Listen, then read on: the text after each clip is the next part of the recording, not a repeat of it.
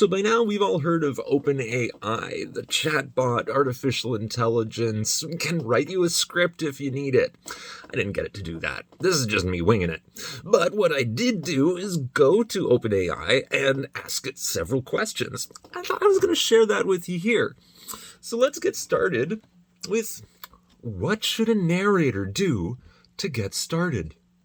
Answer: a narrator should first develop their skills in reading aloud, as well as in understanding and interpreting scripts. This can include taking classes or workshops or working with a voice coach. The narrator should also work on building a portfolio of their work, which can be used to showcase their skills to potential clients. Additionally, a narrator should consider getting involved in the industry by working with other professionals, joining relevant organizations, and attending industry events. Thanks. And what do people like to hear a man read aloud? That's my question, right? That's why I'm switching to this voice. And I'm going to switch to another voice for the answer, which is, there's a wide variety of material people may enjoy hearing a man read aloud. Preferences can vary greatly from person to person. Some people they prefer the audiobooks. A lot of them like to listen to audiobooks as a way to experience books that they might not have time to read on their own. This can be like fiction, nonfiction, even children's books, podcasts. They're another popular form of audio content that are often read aloud by men. This can include a wide range of topics such as news and current events, comedy, true crime, personal stories, whatever. Narration for videos, documentaries. Men's voices are also commonly used for narration in videos and documentaries, as they are considered to be authoritative and commanding. And corporate narrations, e-learning, voicemail greetings, etc. Again, it's important to keep in mind that personal preferences can vary greatly, so it's best to experiment with different types of material. Find out what works best for the individual. Oh, yeah, this is some true information. People are different and like different things. Oh, well, what type of podcast would nerdy women like? Because I'm a nerd, and women like men's voices, right? I mean, most of the women who compliment my voice sound like women. Things are confusing in the future. What can I say? But what type of podcast would nerdy women like? There's no single answer to what type of podcast nerdy women like. Of course, as preferences can vary greatly from person to person. However, here are some popular podcast genres that may be of interest to nerdy women. Science and technology, podcasts that delve into the latest scientific discoveries and technological developments. Pop culture podcasts focusing on movies, television shows, comics, and other forms of popular culture, particularly those that focus on representation of women, intersectional feminism, and similar topics. Gaming podcasts that discuss the latest developments in the gaming industry and offer insights into various types of games. Okay, that sounds cool because I love gaming. Maybe I'm going to do good, but what? Like, what do I focus on? I don't even know. We could do fantasy and sci-fi. We can mix that with, okay, but I'm getting off track. Fantasy and sci-fi podcasts that discuss fantasy and science fiction literature, TV and film, and explore world building and fan theories. Or history podcasts that explore historical events and figures, particularly those that focus on the stories of women and other marginalized groups. The true crime podcasts that discuss true crime cases, particularly those that focus on the women of other marginalized groups. Personal development, mental health, and wellness. I need that. Podcasts that explore personal development, mental health, and wellness through a variety of topics, including feminist perspective. Ultimately, nerdy women's preferences would be diverse and would depend on individual interests.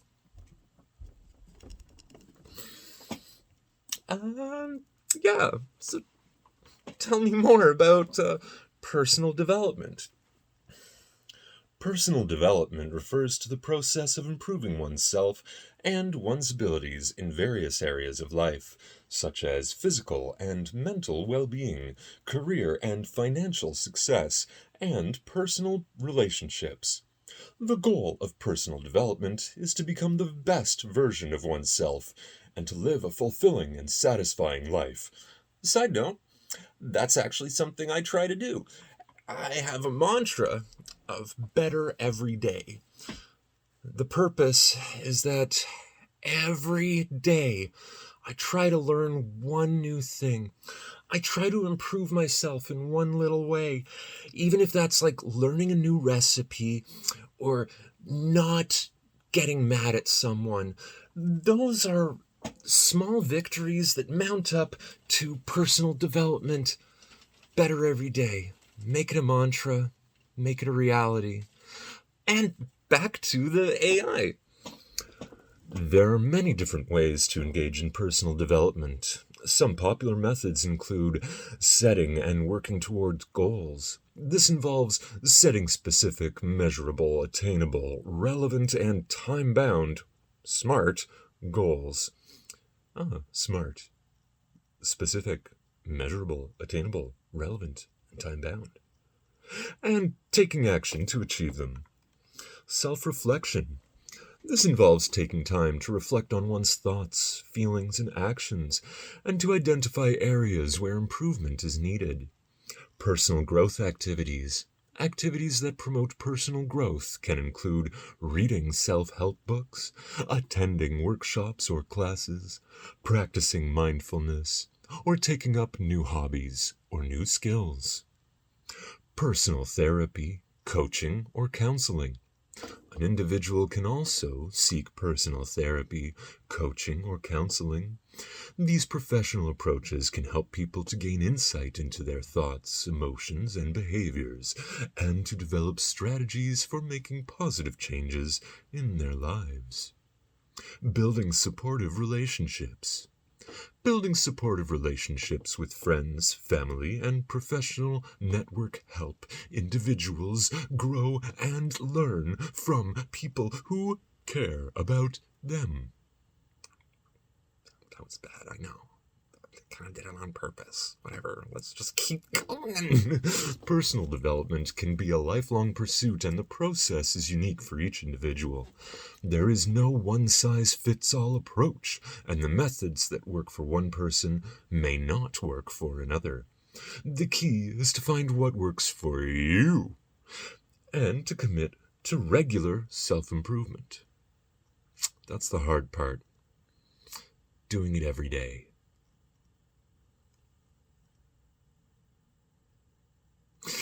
Oh, that got dark for me real quick. Okay, so I ask, what do you think is an underserved niche in today's YouTube? Let's find out. As a language model, I don't have access to current trends, but it's worth noting that the content niches in YouTube and other platforms can change rapidly. However, some niches that may be considered underserved on YouTube are those that are not currently popular or trendy, but have a dedicated audience looking for specific content. Some examples of this could include underrepresented languages. If you're fluent in a language other than French and you can make videos in that language, there may be an appropriate.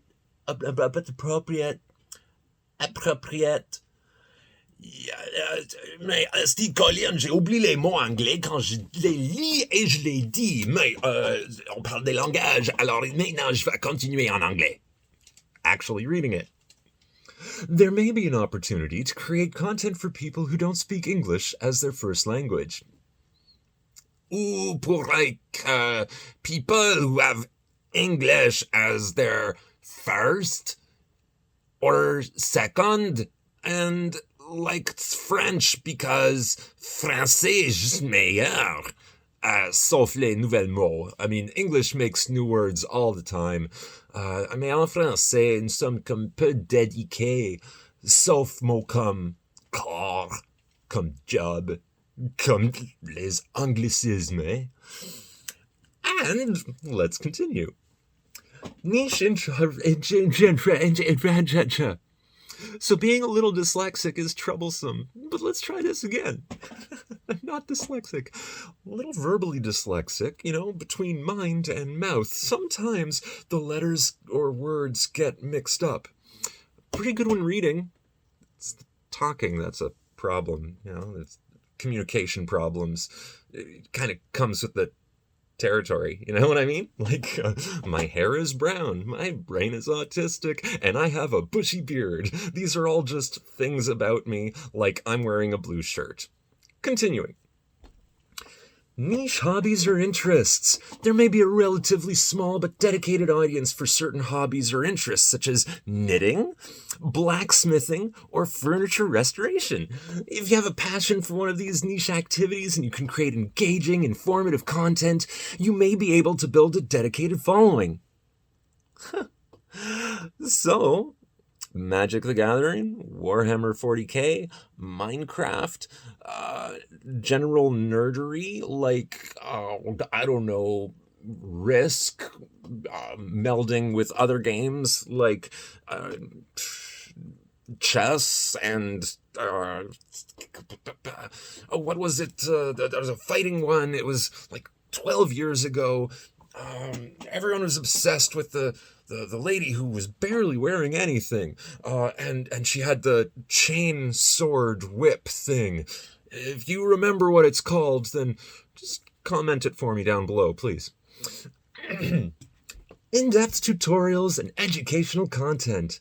People are always looking to learn new skills and knowledge, and there's a big demand for videos that go into depth on specific topics. Personal development and mental health. We already covered that. We already covered that. Regional or localized content. Content that's focused on a specific region or area can attract a dedicated following, such as local news, food and culture, as well as documentary-style videos that delve into the unique history, customs, and cultures of that area.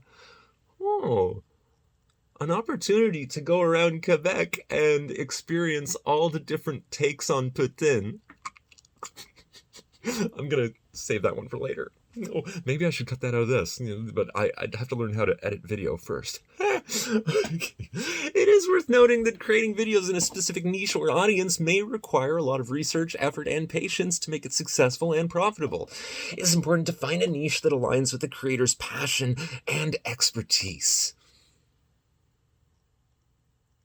My passion. Learning new things. Trying things out. Bettering myself a little bit at a time. It's very true. I plan on taking some time off work very soon so I can get sober for the first time in 18 years. Yeah, wow. First time in 18 years. Wow.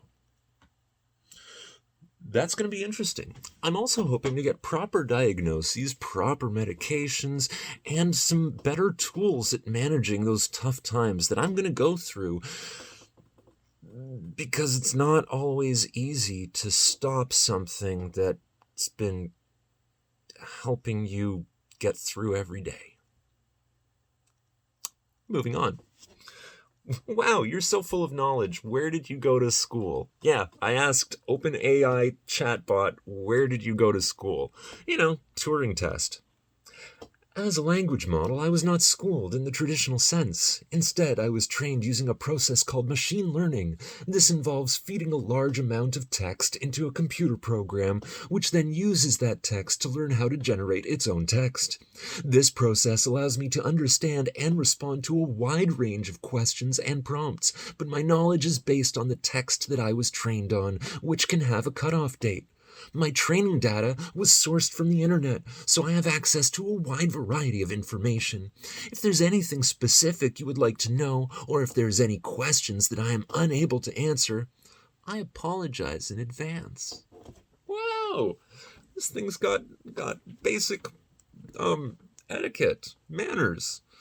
As a Canadian, I appreciate that apology.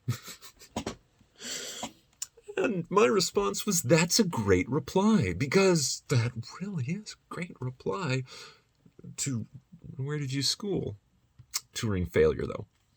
I'm glad you think so. As an AI, my main function is to assist people with the information they're looking for and to provide helpful responses. If there's anything else I can help you with, please don't hesitate to ask.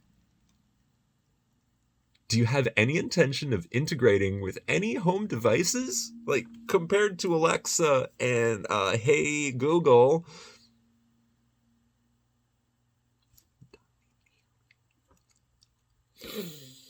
Like, this thing is more human than they are dog. You know, dogs, they understand some words, but they're not going to answer a question accurately.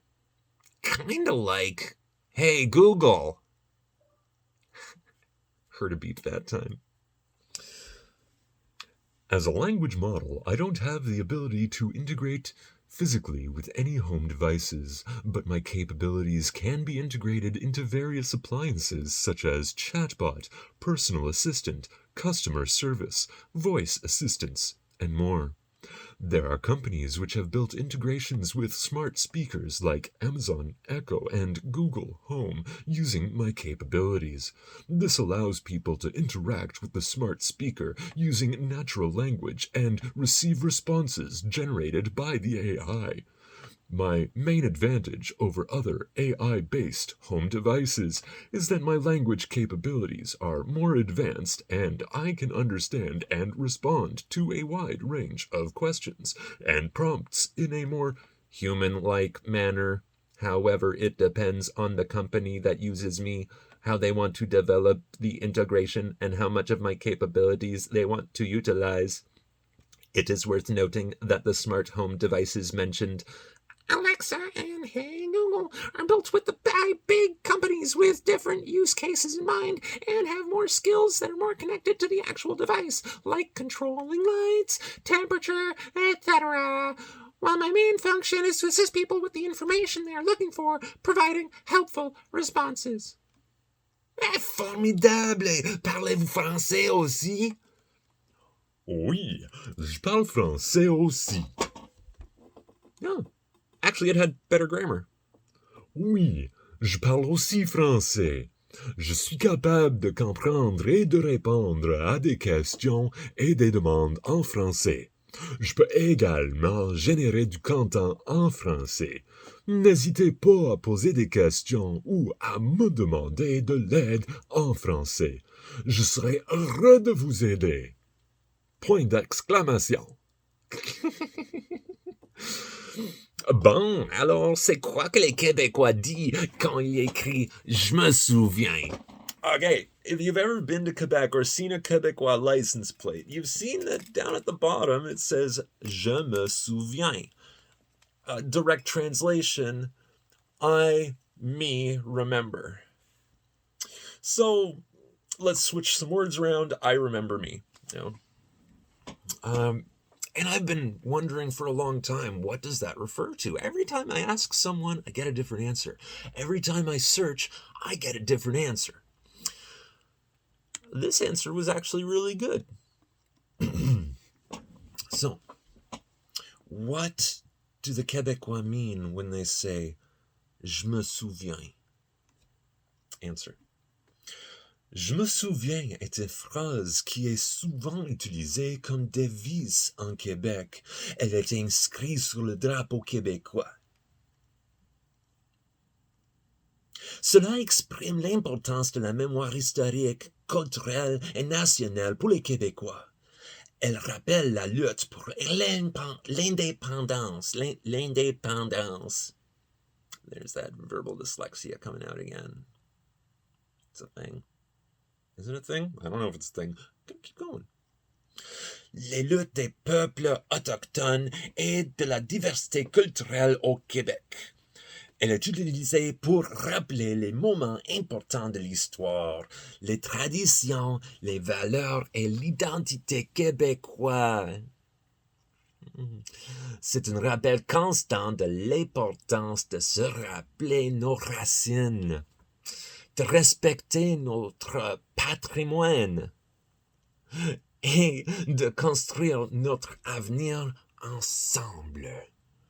And yes, that's a real good point. I'm going to cover that again in English, just to make sure that this is understandable to any Anglophone watching this video for some reason, 20 minutes into it. Okay, so the Québécois have a phrase, je me souviens, which translates roughly to, I remember me. It's on their license plate. Okay, Chat AI, OpenAI, chatbot that doesn't even try to pass the Turing Test? What do the Québécois mean when they say, je me souviens? Well, including being on the flag, it's an important memory trigger for history, culture, and just our nationality as Québécois. It recalls the struggle for independence, the struggle for the autochtones. Oh boy, c'est quoi ça anglais encore? Les autochtones, comme habituellement, je seulement souviens le mot anglais.